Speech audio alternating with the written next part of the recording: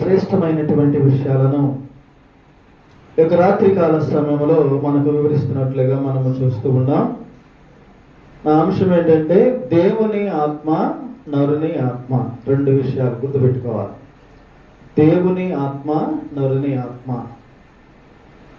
ఈ విషయాల్లో మనిషి ఎలాగో జీవించాలి, మనుషుడు ఎలాగో నడుచుకోవాలి అనేటువంటి విషయంలో కొద్ది నిమిషాలు మీతో మాట్లాడాలని ఆశగా ఉన్నది.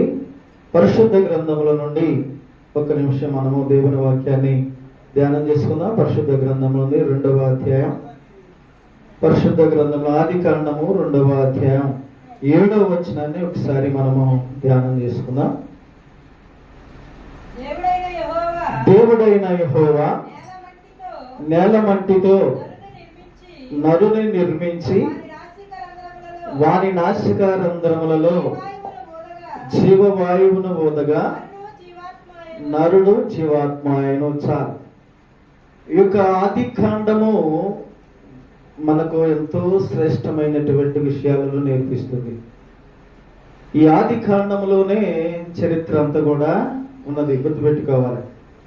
ఈ ఆది కాండము ప్రియాదేవుని బిడ్డలారా ఎవరు రాశారు? పంచకాండాలు ఎవరు రాశారు చెప్పండి?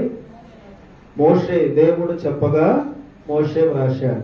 అయితే సృష్టి క్రమము ప్రియాదేవుని బిడ్డలారా భూమి పుట్టిన తేదీని ఖచ్చితంగా నిర్ణయించడం కష్టము, కానీ ఎందుకంటే అది ఒక క్లిష్టమైనటువంటి ప్రక్రియ.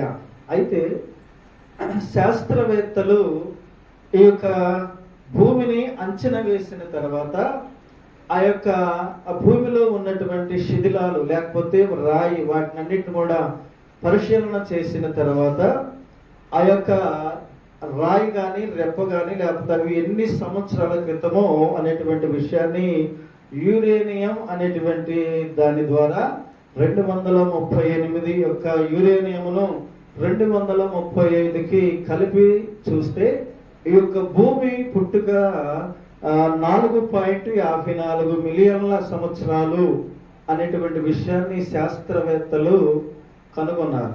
అయితే పరిశుద్ధ గ్రంథము మనకేం చెబుతుందంటే, పరిశుద్ధ గ్రంథంలో విషయాలను మనము క్షుణ్ణంగా పరిశీలన చేసుకున్నట్లయితే ప్రియాదేవుని బిడ్డలారా ఇక్కడ ఆది కాండము 1వ అధ్యాయము 1వ వచనము 2వ వచనం మనము చూస్తే అక్కడ దేవుడు కొన్ని విషయాలను మనకు బోధిస్తాడు.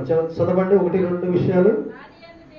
ఆది యందు దేవుడు భూమి ఆకాశములను సృజించెను, భూమి నిరాకారముగాను శూన్యముగాను ఉండెను, చీకటి అగాధ జలముల పైన కమ్మి ఉండెను, దేవుని ఆత్మ జలముల పైన అల్లాడుచుండెను. స్తోత్రం, హల్లెలూయా. ఈ యొక్క బైబిల్ లేఖనాన్ని ప్రభువు చెప్పిన మాటలను మనం ఒకసారి జ్ఞాపకం చేసుకుంటే ఆది యందే దేవుడు భూమి ఆకాశములను సృజించాడు. ఆది అంటే ప్రియాదేవుని బిడ్డలారా ఇక్కడ ఆ యొక్క వచనానికను కింద 2వ వచనానికి కొద్ది గ్యాప్ ఉన్నది, ఒకసారి గమనం చేసుకోవాలి. ఆ గ్యాపులో దేవుడు భూమి ఆకాశములను ఎప్పుడో సృజించాడు అన్నటువంటి విషయాన్ని మనం ఒకసారి జ్ఞాపకం చేసుకోవాలి. అయితే ఆ యొక్క వచన భాగంలోనే చాలా విషయాలు ఉన్నాయి ప్రియాదేవుని బిడ్డలారా. ఇప్పుడు అదంతా చెప్పడానికి కుదరదు, కానీ నేను దేవుని ఆత్మ, నరుని ఆత్మ ఈ 2 విషయాలు ఎలాగూ మనము వీటిని కలిగి జీవిస్తే మనం ఎలాగూ ఉంటాము, వీటిని కలిగి లేకపోతే ఎలాగూ ఉంటాము అన్నటువంటి విషయాన్ని మీకు క్షుణ్ణంగా వివరించి వాక్య భాగాన్ని ముగించేస్తాను. స్తోత్రం కదా, హల్లెలూయా. అయితే ప్రియాదేవుని బిడ్డలారా ఈ యొక్క విషయాలన్నింటినీ కూడా మనం ఒకసారి జ్ఞాపకం చేసుకున్నట్లయితే ఆ యొక్క ఆదికాండం 1 నుంచి 1వ అధ్యాయం 1 నుంచి 25 వచనాల వరకు ఆ యొక్క భూమి సృష్టి క్రమము మొత్తము కూడా ఉండిద్ది. ఎప్పుడు ఏది చేశాడో, ఎన్ని రోజులకి ఏది చేశాడో ఆ విషయాలన్నీ కూడా మనము చూస్తాం ప్రియాదేవుని బిడ్డలారా. 1వ రోజు ఏం చేశాడు, 2వ రోజు ఏం చేశాడు, 3వ రోజు ఏం చేశాడు, 4వ రోజు ఏం చేశాడు, 5వ రోజు ఏం చేశాడు, 6వ రోజు ఏం చేశాడు, 7వ రోజు ఏం చేశాడు అన్నటువంటి విషయాలను మనం అందరం కూడా స్పష్టంగా 1వ అధ్యాయం చదివితే మనకు క్లీన్ గా అర్థమైంది. స్తోత్రం, హల్లెలూయా. అయితే ప్రియా దేవుని బిడ్డలారా, మొట్టమొదటిగా నరుణ్ణి సృష్టించక ముందే దేవుడు లోకములో ఉన్నటువంటి అన్నిటిని కూడా సృష్టించాడు. గుర్తుపెట్టుకోవాలి. జాతులను, పశువులను, వాటి 24వ వచనం ఒకసారి చదివితే మనకు అర్థమైంది. ఒకసారి చూడండి. దేవుడు వాటి వాటి జాతి ప్రకారము జీవముగల వాటిని, అనగా వాటి వాటి జాతి ప్రకారము పశువులను, పురుగులను, అడవి జంతువులను భూమి పుట్టించుగాకని పలికెను.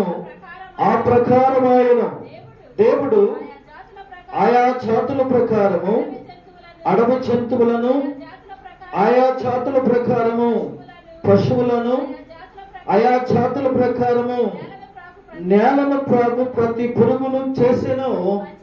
అది మంచిదని దేవుడు చూచెను. స్తోత్రం. హల్లెలూయా. ఇప్పుడు మనము చూస్తున్నటువంటి ఈ భూమిలో, ఈ భూలోకములో మనము చూస్తున్నటువంటి ప్రతి ఒక్క పురుగును, పక్షిని, జాతులు, వాటి జాతుల ప్రకారం అన్నిటిని కూడా దేవుడు సృష్టించాడు. గుర్తుపెట్టుకోవాలి. స్తోత్రం. హల్లెలూయా. ఇదంతా చేసిన తర్వాత దేవుడు అది మంచిదని దేవుడు తలంచాడు. మంచిదని దేవుడు తలంచాడు. అయితే ఇక్కడ 26వ వచనంలో ఒకసారి మనము చూసుకుంటే 26, 27 వచనాలు కూడా ఒకసారి ధ్యానం చేయండి.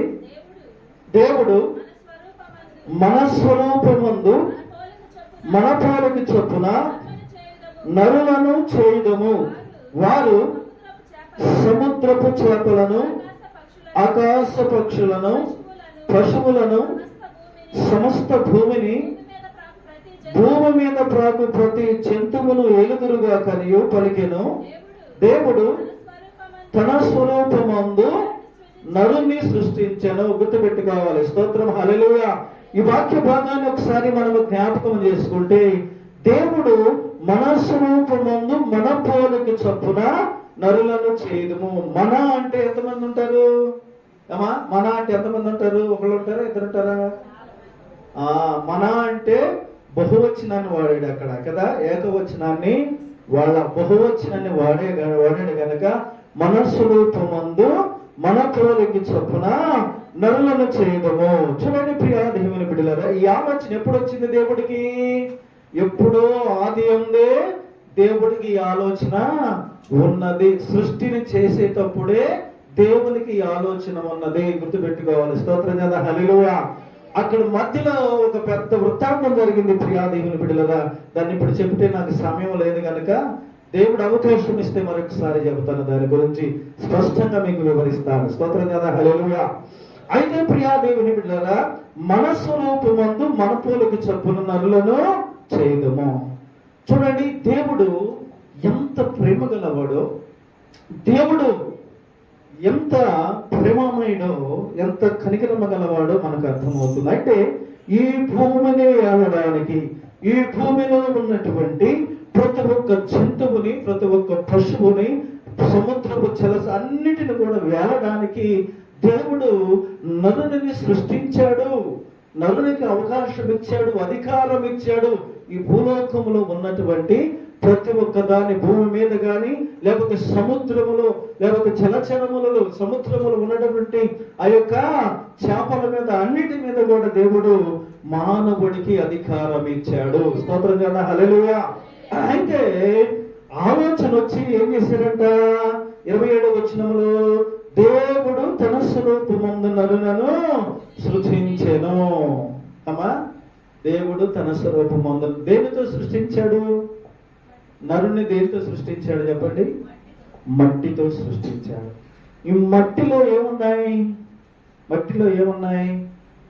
భూమిలో ఏమున్నాయి? ఏమా ఖనిజాలు ఉన్నాయా లేదా? భూమిలో ఉన్నటువంటి ఖనిజాలు ఉన్నాయి, మూలికలు ఉన్నాయి, అన్ని కూడా ఈ భూమిలో మిళితమై ఉన్నాయి. నీరుతో కూడా ఉన్నది. గుర్తుపెట్టుకోవాలి. మనిషిని దేనితో సృష్టించాడు? మట్టితో, నీరుతో, ఖనిజాలతో, మూలికలతో మొత్తాన్ని చేసి తన రూపంలో మట్టితో మనిషిని చేసి నిలబెట్టాడు. గుర్తుపెట్టుకోవాలి. ఇప్పుడు మనలో ఏమేమి ఉన్నాయి అమ్మా? మనలో ఏమేమి ఉన్నాయి చెప్పండి?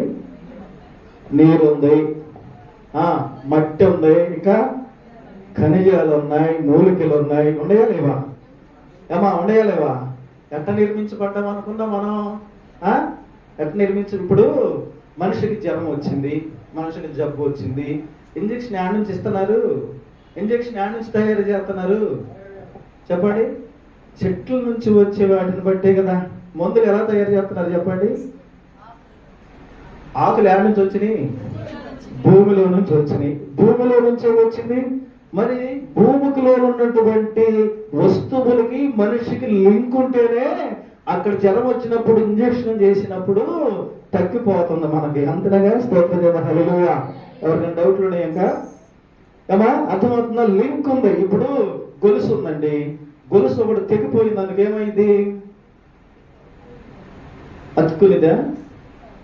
గొలుసు ఒకదానికి ఒకటి లింక్ ఉంటేనే అది గొలుసు అని పిలువబడింది. అవునా కదా? ఇప్పుడు భూమిలో ఉన్న వాటికి ఈ మానవుడికి లింక్ ఉంది, గుర్తుపెట్టుకోవాలి. ఉందా లేదా? ఉంటేనే మనము ఈ యొక్క పిల్లలు కానీ ఆయుర్వేద మందులు కానీ తింటుంటే మనకు తగ్గిపోతూ ఉంది, గుర్తుపెట్టుకోవాలి. అయితే ప్రియాదేవుని బిడ్డలారా, చేశాడు మొత్తము తన రూపంలో. దేవుడు ఎలాగూ ఉంటాడో అలాగూ మనిషిని మట్టితో చేసి అట్టగా నిలబెట్టాడు, గుర్తుపెట్టుకోవాలి. నిలబెట్టాడు ప్రియాదేవుని బిడ్డలారా. తర్వాత మనము ఈ యొక్క ఆదికాండము 1వ అధ్యాయము 4-5 వచనాలు ఒకసారి చదవండి. 2వ అధ్యాయము 4-5 వచనాలు. ఆదికాండం 2వ అధ్యాయం 4-5 వచనం. దేవుడైన యెహోవా భూమిని ఆకాశమును చేసిన దినమందు, భూమి ఆకాశములను సృజించబడినప్పుడు వాటి ఉత్పత్తి క్రమము ఇదే. అది వరకు పొలమందలి ఏ పదయో భూమి మీద ఉండలేదు, పొలమందలి ఏ చెట్టును మొలవలేదు. ఏలయనగా దేవుడైన యెహోవా భూమి మీద వాన కురిపించలేదు, అది నేలను సేద్యపరచకు నరుడు లేడు. మొత్తాన్ని చేశాడు ప్రియాదేవుని బిడ్డలారా, మొత్తాన్ని చేశాడు. భూమిని సేద్యపరచడానికి నరుడు లేడు కనుక వారు ఆలోచన చేశారు. ఎవరు? తండ్రి, కుమార, పరిశుద్ధాత్మ, ఈ ముగ్గురు కూడా ఆలోచన చేసి మన రూపంలో ఒక మనిషిని చేసుకుందామని చెప్పేసి ఆ మనిషికి ఈ భూలోకములో ఉన్నటువంటి వాటిన్నిటి మీద అధికారం ఇద్దామని వాళ్ళు ఆలోచన చేసి ఏం చేశారు? మనిషిని మట్టితో చేసి అట్లా నిర్మించారు. నిర్మించిన తర్వాత మనిషి నడవాలిగా. అమ్మా, మట్టి నడిచిద్దా? నడవాలిగా, చలించాలి, మాట్లాడాలి. కనుక 7వ వచనంలో ఏం చేశాడు? ఒకసారి చదవండి. దేవుడైన యెహోవా నేలమంటితో నరుని నిర్మించి వాని నాసికారంధ్రములలో జీవవాయువును ఊదగా నరుడు జీవాత్మాయను. స్తోత్రం. హల్లెలూయా. ఇప్పుడు ఒక విషయం గమనించాలి. అంతకుముందు భూమిని ఏలడానికి సేద్యపరచ నరుడు లేడుగా, ఉన్నాడా? లేడు. కాబట్టి దేవుడు నిర్మించాడు. నిర్మించిన వాడికి ఏం చేశాడు? తన ఊపిరిని ఊదాడు నాసికారంధ్రములో. స్తోత్రం. హల్లెలూయా. తన నాసికారంధ్రములో జీవవాయువును ఊదగా నరుడు మనిషికి ఏమొచ్చింది? ఇప్పుడు జీవం వచ్చింది. స్తోత్రం. చప్పుడు కొట్టి ప్రభు నామాన్ని మహిమపడదాం. మనిషికి జీవం వచ్చింది అంటే మనిషి నడుస్తున్నాడు, మాట్లాడుతున్నాడు, చూస్తున్నాడు, తిరుగుతున్నాడు. గుర్తుపెట్టుకోవాలి. స్తోత్రం. హల్లెలూయా. దేవుడు తన ఆత్మను, జీవవాయువును, తన ఊపిరిని ఆ యొక్క బొమ్మలో ఊదకపోతే ఆ బొమ్మ వట్టి మనిషిగానే ఉండిపోయింది. శిలట్టుండిది, శిల కదిలిద్ది కదా, అలాగే ఉండింది. కనుక దేవుడు ఏం చేశాడు? ఆ మనిషికి జీవవాయువును నాసికారంధ్రములో ఊదినప్పుడు మనిషి జీవాత్మ. ఇప్పుడు మనుషులు ఎవరున్నారు? చెప్పాలి. ఎవరున్నారు? దేవుని ఆత్మ, జీవాత్మ మనలో ఉన్నది. స్తోత్రం. హల్లెలూయా. ఇప్పుడు దేవుని ఆత్మతో మనం ఉన్నాం కదా, అవునా కదా? ఇప్పుడు మనలో ఎవరున్నారు? జీవవాయువు ఉందా? దేవుని ఆత్మ ఊదేడుగా ఊపిరి ఉన్నది. దేవుని ఊపిరి మనలో ఉన్నది, గుర్తుపెట్టుకోవాలి. దేవుని ఊపిరి, దేవుని ఆత్మ మనలో జీవాత్మాయను. ప్రియా దేవుని బిడ్డలారా, ఇది చేసిన తర్వాత అప్పుడు దేవుడు ఏం చేశాడు? నరుడు ఈ భూమిని సేద్యపరచడానికి ఒక ఏదైనా తోటను నిర్మించాడు. స్తోత్రం కదా, హల్లెలూయా. ఏదైనా తోటను నిర్మించాడు. అక్కడ వాక్యాన్ని మనము 8 నుంచి 17 వచనాల వరకు మనము ధ్యానం చేస్తే ప్రియా దేవుని బిడ్డలారా, ఆ మనిషిని నిర్మించిన తర్వాత, జీవవాయువు ఊదిన తర్వాత ఆ యొక్క భూమిని సేద్యపరచడానికి ఏం చేశాడంట? ఏదైనా తోటను దాన్ని నిర్మించాడు. స్తోత్రం కదా, హల్లెలూయా. ఆ ఏదైనా తోటలు ఏం చేశాడంట? ఇప్పుడు నరుడు ఉన్నాడు, ఇప్పుడు బ్రతకాలి కదా.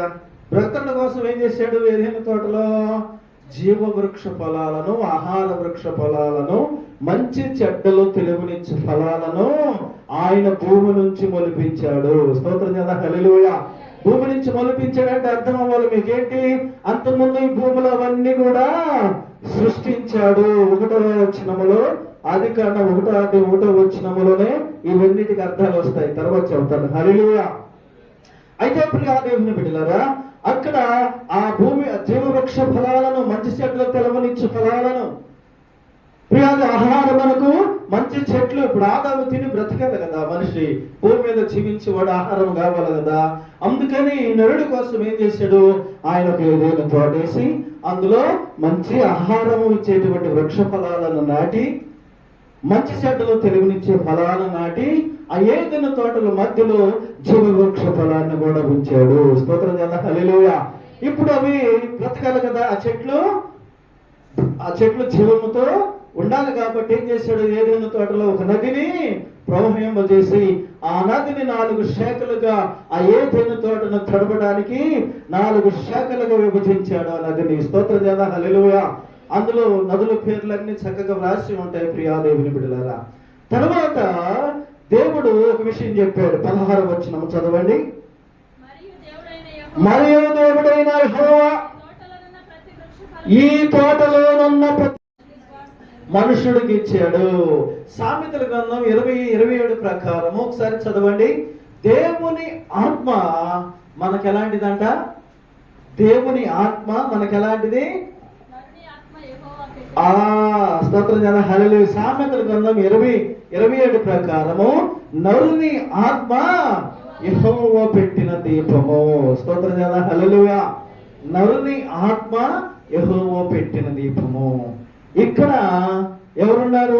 మన హృదయంలో ఎవరున్నారు? ఈ ఆత్మ పనిచేస్తుంది. దేవుని ఆత్మ మనలో ఉన్నది.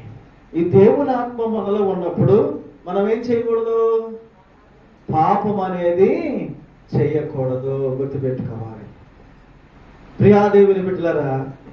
ఇంకా మనం చెప్పుకుంటూ పోదాం, చాలా టైం అయిపోతుంది కనుక రేపు శనివారం మిగతా వచనాలు మనం చదువుకుందాం, మిగతా విషయాలు మనం చెప్పుకుందాం. కనుక దేవుడు మన శరీరములో ఏముంచాడంట? దేవుని ఆత్మ ఉంచదు కనుక ఆత్మ మనకు ఎలాంటిది? దీపము లాంటిది. దీపం ఎలా ఉండేది? వెలుగునిచ్చింది. ఇప్పుడు మనమందరం ఏం చేయాలి? దేవుడిని తెలుసుకున్న బిడ్డలు మనమందరం ఏం చేయాలి? వెలుగుతూ ఉండాలి. స్తోత్రం. చెప్పలు కొట్టి మనం దేవుని నామాన్ని మహిమపడతాము. హల్లెలూయా.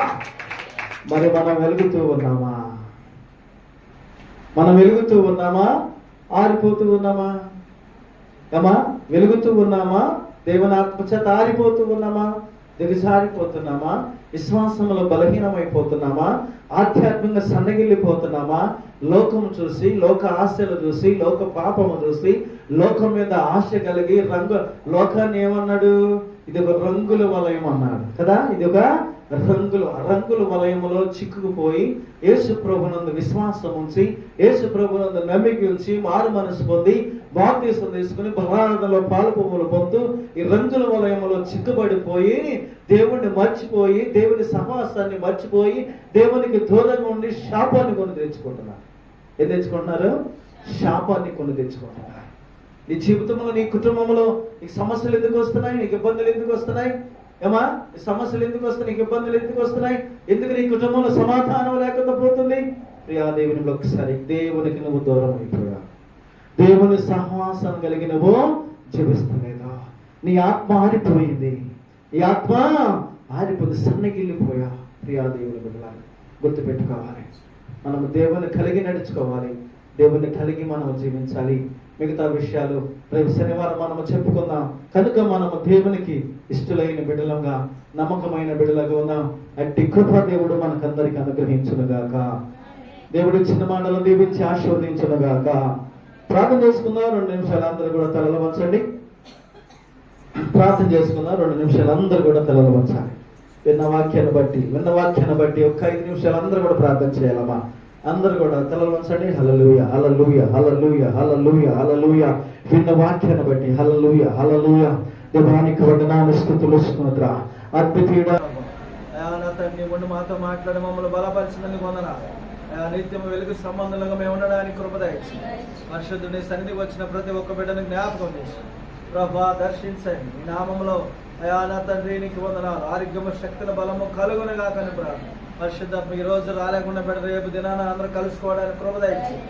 ఎవరి గృహాలు వారు వెళ్ళుచుండగా నువ్వే తోడు నీడగా ఉండి వాక్యాన్ని నెమరు వేసుకోవడానికి కృప దయచేయమని, సదన వాడి కార్యం రాయపరచమని వాళ్ళందరినీ హస్తాలకు అప్పగించుకుంటూ యేసు నామములో ప్రార్థించి అడిగి వేడుకొనుచున్నాం పరమ తండ్రి. అందరూ చేద్దాం.